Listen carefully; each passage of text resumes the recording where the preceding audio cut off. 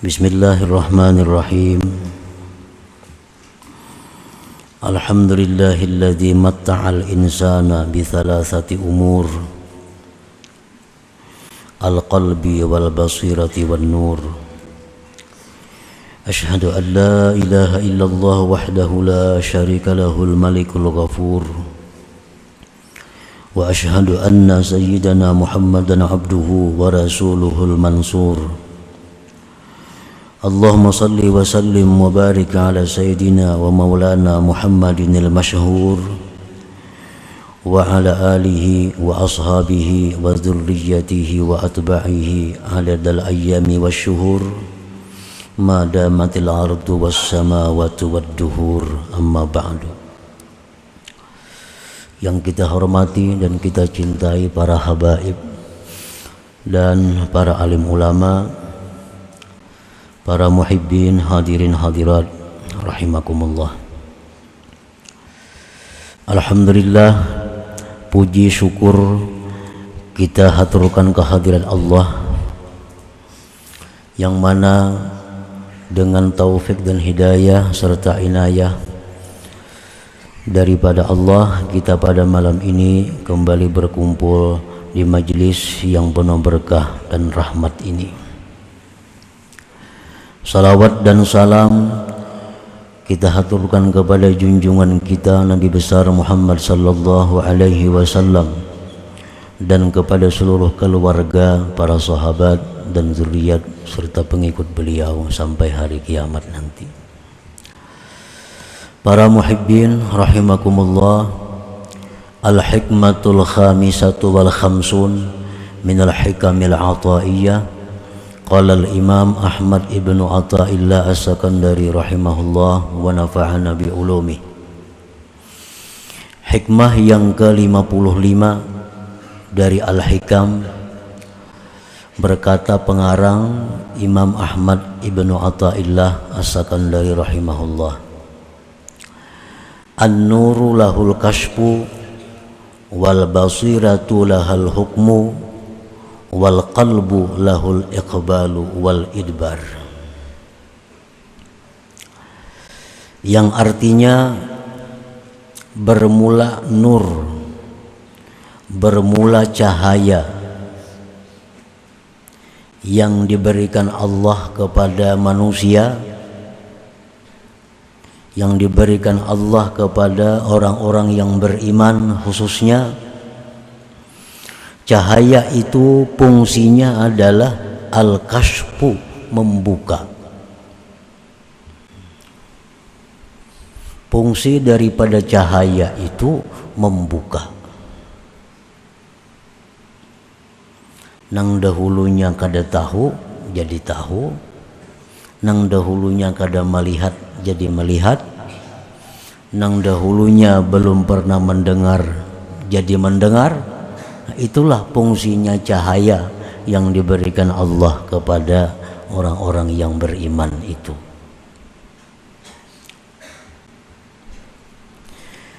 Wal basiratu lahal hukmu, dan mata hati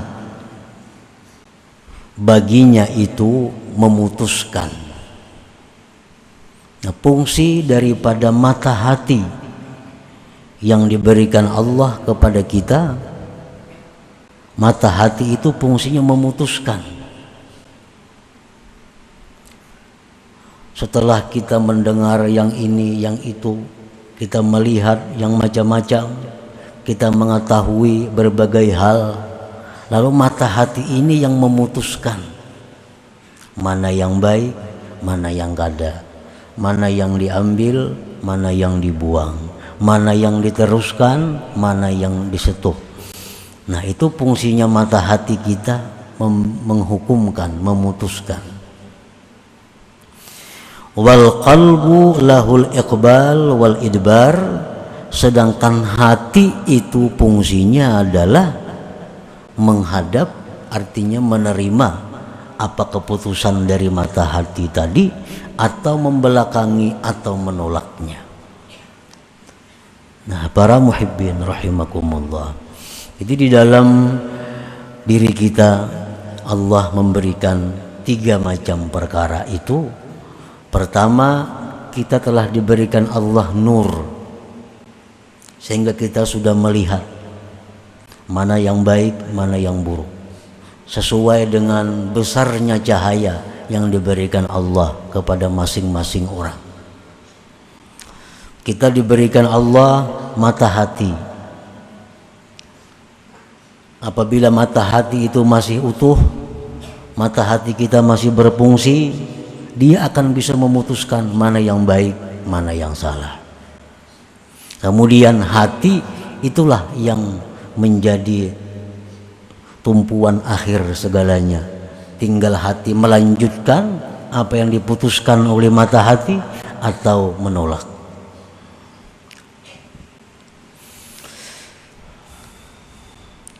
Sya'nun nur kashful umur wa idahuha hatta yadhhara husnuha wa qubhuha. Fungsi cahaya yang Allah berikan kepada kita itu membuka segala perkara,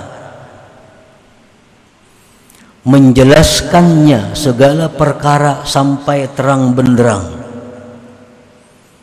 baiknya perkara itu dan jahatnya perkara itu.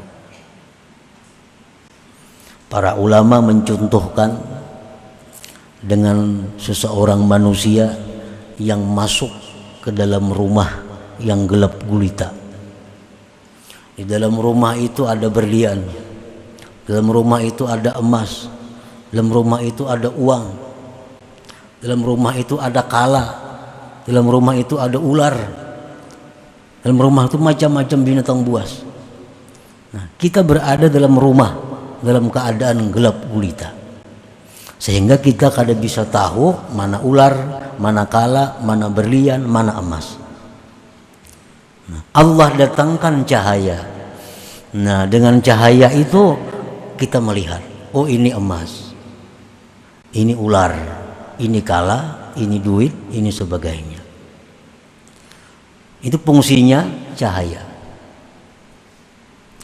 Nah, kemudian mata hati kita itu yang memutuskan.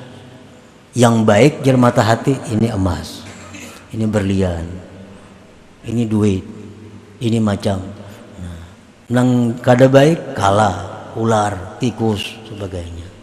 Itu mata hati memutuskan demikian. Nah, tinggal hati apa menurut atau kada dengan petunjuk yang ditetapkan oleh mata hati tadi.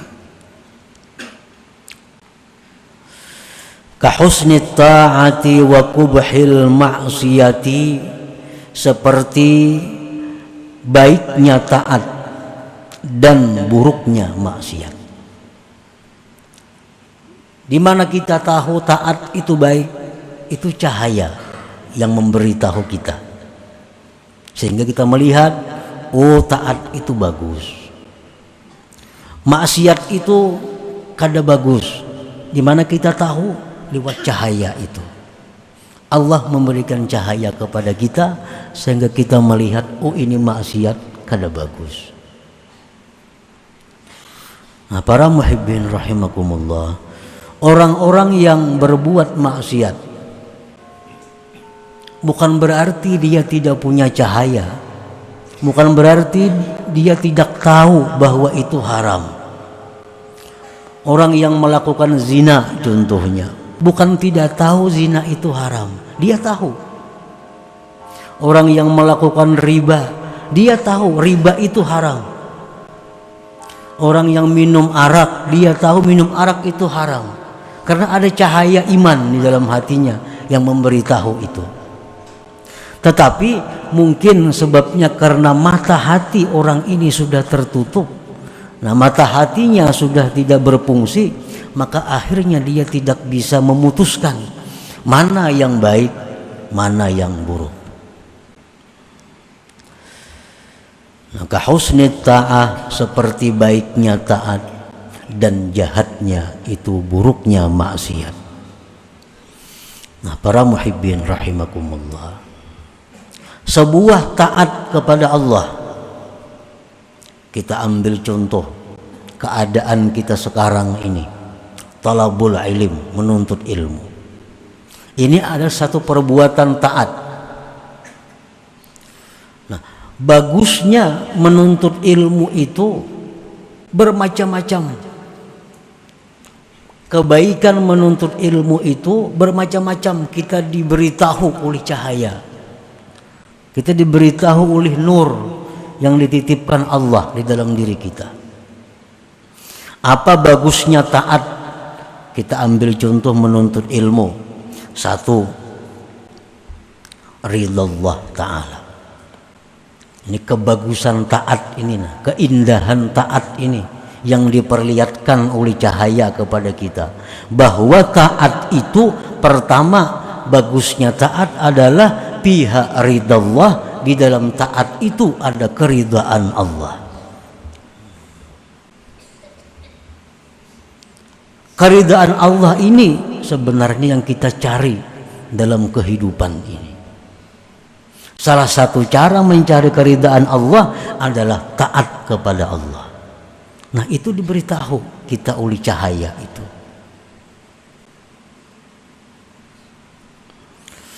Allah berfirman di dalam Al-Quran, wa ridwanum minallahi akbar. Keridhaan Allah itulah yang paling besar. Akbaru ni'amillah 'alal abdi. Paling besar nikmat Allah atas seorang hamba itu keridhaan Allah. Kalau kita melakukan sebuah taat seperti menuntut ilmu, maka kita dapat ridwan minallah, keridhaan daripada Allah. Nah, itu salah satu bagusnya taat yang dinampakkan oleh cahaya kepada kita. Yang kedua, bagusnya taat itu pihak ridhal malaikat. Kita melakukan taat itu Allah ridha dengan kita. Itu sudah nikmat paling besar. Sampai-sampai di surga, nang bidadari, permata, permadani, Allah bertanya kepada ahli surga, apa yang kalian minta lagi kepadaku, ujar Tuhan. Serentak penghuni surga ini minta ridhaka ya Allah, keridhaan engkau ya Allah. Sampai di surga kita masih minta keridhaan Allah ini. Yang kedua, ridhanya malaikat. Ridhanya malaikat.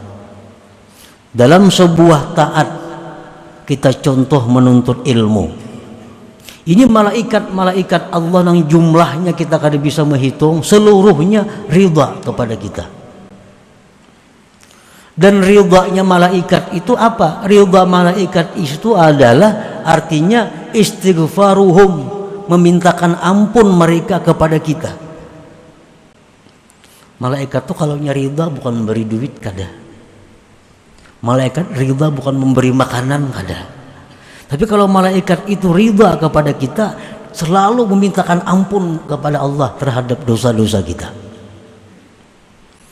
Nah, Rasulullah SAW menyatakan yang artinya bahwa orang yang menuntut ilmu mulai turun dari rumahnya, sebagian malaikat menghamparkan sayapnya untuk diinjak oleh orang yang menuntut ilmu ini.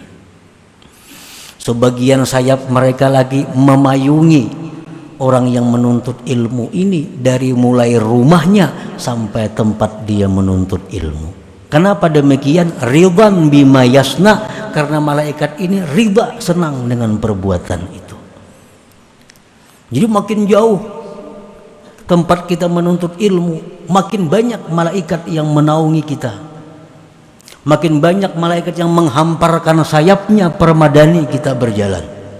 Dan bukan hanya itu, dalam jumlah yang kita kada bisa menghitung, mereka itu selalu mengucapkan kepada Allah, Allahumma ghfir li hadzal talib, ya Allah ampuni ini orang yang menuntut ilmu. Makin panjang perjalanan kita, makin banyak doa malaikat kepada kita. Nah, makanya dalam hadis-hadis yang lain, baik perkataan ulama bahwa orang yang menuntut ilmu itu diampuni Allah dosanya. Karena malaikat ini berapa ribu jumlahnya, jutanya, Allah yang tahu. Seluruhnya memintakan ampun kepada orang yang menuntut ilmu ini. Ridha bima yasna'u, karena malaikat senang dengan perbuatan menuntut ilmu itu. Nah, menuntut ilmu contoh satu taat kepada Allah Subhanahu wa ta'ala. Nah, itu bagusnya taat. Malaikat ketujuh, malaikat senang, malaikat ridha. Yang ketiga, bagusnya sebuah taat itu ridha Rasul sallallahu alaihi wasallam. Rasulullah pun senang, Rasulullah pun ketujuh kalau umatnya ini berbuat taat kepada Allah. Rasul pun gembira kalau melihat kita berkumpul menuntut ilmu ikhlas karena Allah. Rasulullah tersenyum. Beliau menyatakan bahwa pada hari-hari tertentu diperlihatkan kepadaku amal-amal umatku. Apabila aku lihat amal umatku itu taat kepada Allah, aku tersenyum gembira, kata Rasulullah. Nah, bila aku lihat amal umatku itu maksiat, aku kecewa dan aku duka cita, aku sedih. Nah, kita berkumpul menuntut ilmu atau beribadah taat lainnya, itu iprahur Rasul, menyenangkan Rasulullah sallallahu alaihi wasallam. Nah, itu bagusnya taat tadi. Yang keempat, bagusnya sebuah taat itu ada usyukri. Nah, menunaikan syukur. Ini kita diberi Allah kesehatan, diberi Allah kekuatan, diberi Allah penglihatan, diberi Allah pendengaran, diberi Allah kelapangan, diberi Allah keuangan. Semuaan bersatu tak kumpul pada malam ini. Bukti bahwa kita syukur kepada Allah. Jadi sekaligus kita syukur sihat, syukur berduit, syukur lapang, syukur apalagi ada umur, syukur segala macam. Nah, dengan adanya satu taat, kita menunaikan nikmat Allah, mensyukurinya. Dan itu satu kewajiban, mensyukuri nikmat Allah Subhanahu wa ta'ala. Yang kelima, bagusnya taat ini jalbul barakah. Nah, taat itu menarik berkah. Taat itu menarik berkah. Kita sembahyang 2 rakaat itu membawa berkah. Kemana berkahnya? Berkah pil umur. Umur jadi berkah dengan sebuah taat. Wal badan, badan jadi berkah. Wal ahli, keluarga berkah. Aulad, anak-anak dapat berkahnya. Wal amwal, harta-harta dapat berkahnya. Wa ghairi, dan selainnya, tetangga-tetangga bahkan negara dapat berkahnya karena perbuatan taat kepada Allah itu. Nah, itu bagusnya taat yang diperlihatkan melalui cahaya yang diberikan Allah kepada kita. Yang ketujuh, bagusnya taat itu apa? Jalaul qalbi, penerang hati. Kita membaca salawat sekali, itu hati kita ada terang. 2 kali makin terang, 3 kali makin terang. Sembahyang, seluruh taat itu kembali kepada menerangi hati. Yang ketujuh, al-qurbu minal jannah, dekat dari surga. Taat itu dekat dengan surga. Seperti yang disampaikan Rasulullah SAW, bahwa majelis ilmu itu, ujar Nabi kita, riyadul jannah. Majelis zikir, majelis ilmu itu taman surga. Nengaran taman tuh maulah jauhan rumahnya. Taman surga. Taman kota di tengah kota andaknya. Taman sebuah rumah di halaman rumah atau belakang rumah. Nah, majelis-majelis taat seperti ini itu taman surga. dekat. Artinya apa? Kalau kita mati saat ini masuk surga. Nah, al-qurbu minal jannah. Yang kedelapan, al-bu'du minan nar. Taat itu jauh daripada neraka. Yang kesembilan, alamatu husnil khatimah. Taat itu juga sebagai tanda husnul khatimah seseorang. Yang kesepuluh, gufranuz dzunub. Taat itu pengampunan dosa. Kita sembahyang zuhur, bila sembahyang zuhur ini baik, maka dosa-dosa kita mulai subuh diampuni Allah. Sembahyang asar, sembahyang asarnya baik, dosa antara zuhur asar dihapus oleh Allah. Nah, taat itu penuntut ilmu, penebus dosa. Rasulullah SAW bersabda, man intaqala liyata'allama ilman ghufira lahu qabla an yakhtuwa. Ujar Nabi, siapa yang berangkat dari rumah untuk menuntut ilmu, diampuni baginya dosa sebelum melangkahkan kakinya. Nah, belum turun pada rumah sudah diampuni Tuhan. Nah, taat itu penebus dosa, penghapus dosa. Yang ke-11, baiknya sebuah taat itu al-ihsan ilal khalqi. Nah, berbuat baik kepada makhluk. Kalau kita membaca zikir, kita diampuni Allah dosa-dosa kita. Dosa kita habis, dosa anak bini kita diampuni Allah. Dosa anak bini sudah habis, tetangga-tetangga kita diampuni Allah. Berkat zikir yang kita baca itu. Nah, jadi kita taat itu bukan hanya pribadi, tetapi seluruh lingkungan yang berbuat taat itu dapat berkahnya, dapat manfaatnya. Nah, itu husnit ta'ah, bagusnya sebuah taat yang dinampakkan oleh cahaya kepada kita. Melihat dah kita, oh taat ini bagusnya ke ini, ke ini, ke ini. Tinggal mata hati menghukumkan. Nah, kalau mata hati ini normal, mata hati kita berfungsi, pasti memadahkan bagus taat itu. Nah, para muhibbin rahimakumullah. Kemudian waqubahil maksiat, jahatnya maksiat. Jahatnya sebuah dosa yang diperlihatkan kepada kita. Satu, suhtullah, murka Allah. Nah, murka Allah ini lebih daripada sekedar neraka. Neraka itu sudah berat, tapi murka Allah lebih berat daripada neraka.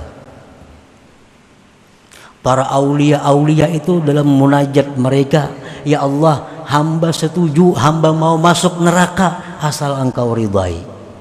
Dan hamba tidak mau ke surga kalau engkau benci kepada hamba. Nah, benci Allah ini sesuatu yang lebih dari sekedar siksa. Bila kita berbuat maksiat, maka otomatis kita ini adalah berada dalam kemurkaan Allah. Nah, kemurkaan Allah. Maka bila Allah itu murka, jangankan Allah yang murka lawan kita, atasan kita aja murka lawan kita. Siapa yang murka lawan kita, tentu segala-galanya bisa terjadi. Apalagi Allah yang murka. Yang kedua, suhtul malaikah. Kita berbuat maksiat, ini malaikat-malaikat ini murka kepada kita. Terutama malaikat-malaikat hafazah, malaikat yang disuruh Allah mengawal kita nih. Kan setiap manusia itu ada malaikat hafazah, beberapa orang yang mengawal kita. Nah, kita berbuat maksiat, malaikat itu murka.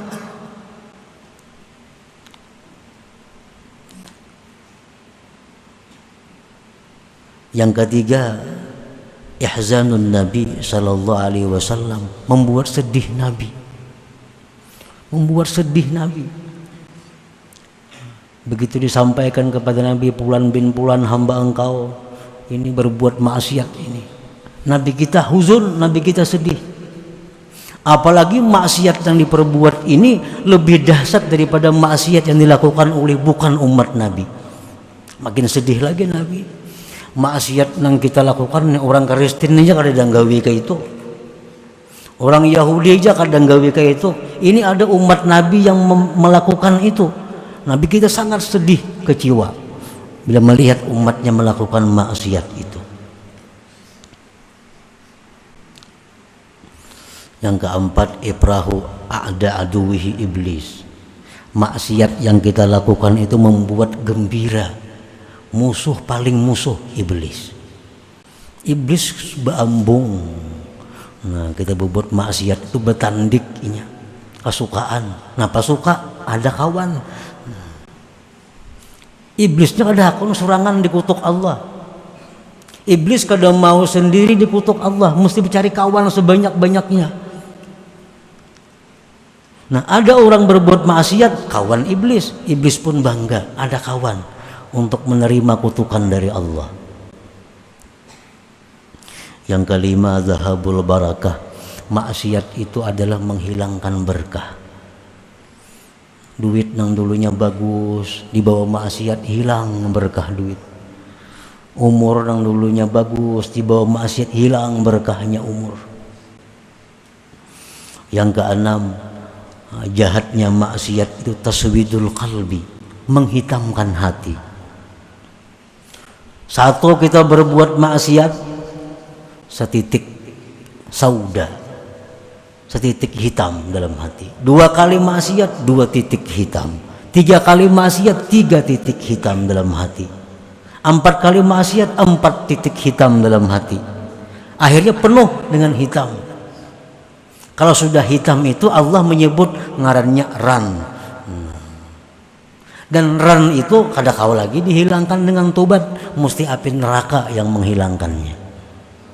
Nah, itu buruknya sebuah maksiat kepada Allah. Al-bu'du minal jannah, jauh dari surga. Al-qurbu minan nar, parak lawan neraka. Orang tuh minum arak mati, otomatisnya langsung ke neraka karena sudah parak lawan neraka.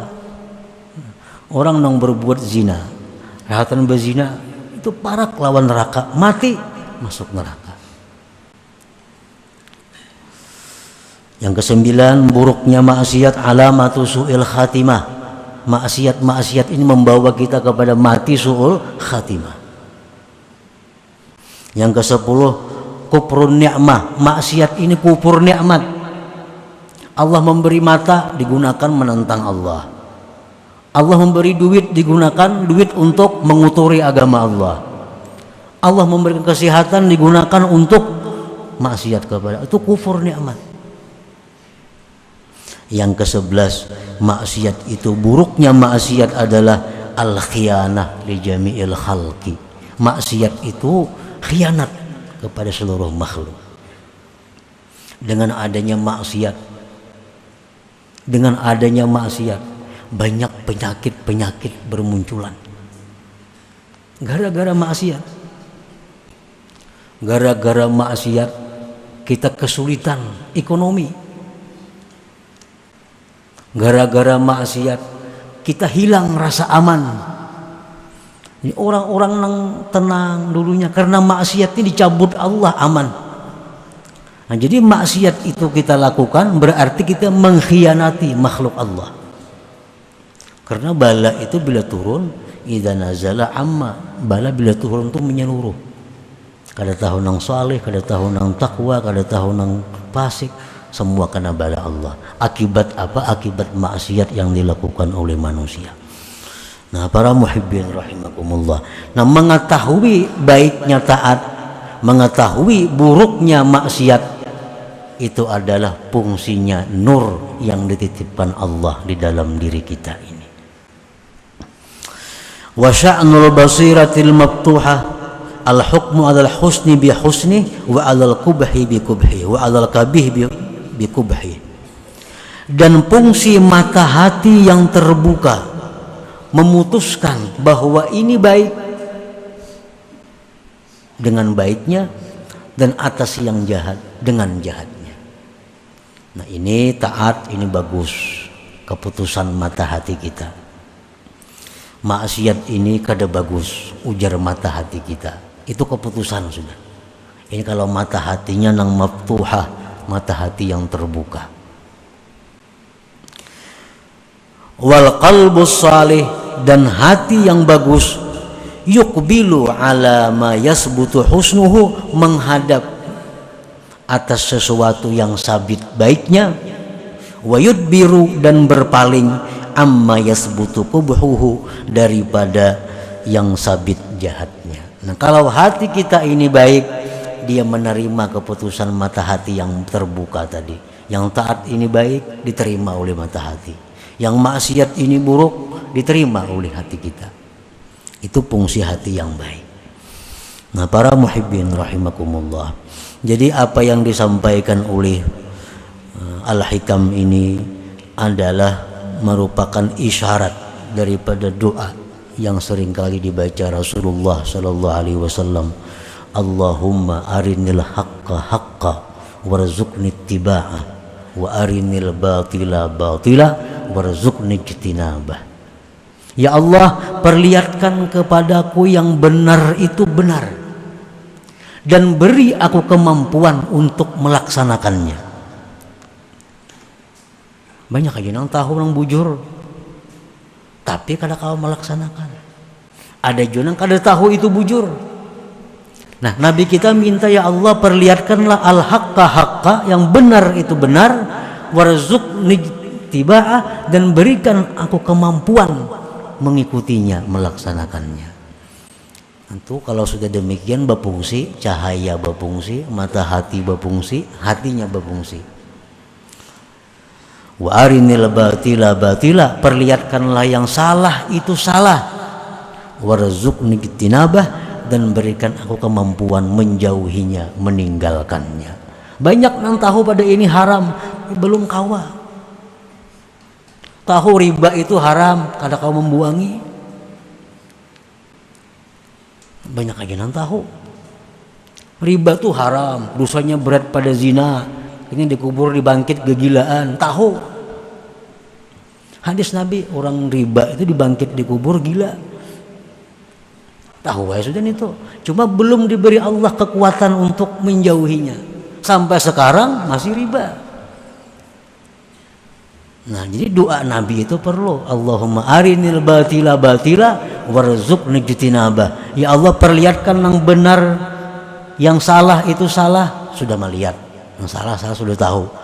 Tinggal lagi warzuqni ijtinabah, berikan kemampuan menjauhinya. Nah ini sebuting lagi, berikan kemampuan untuk menjauhi yang batil itu. Nah para muhibbin rahimakumullah, selanjutnya hikmah yang ke-56 minal hikamil adhiyah ila hadratin Nabi sallallahu alaihi wasallam. Al-Fatihah. Astagfirullah dinas siratal mustaqim.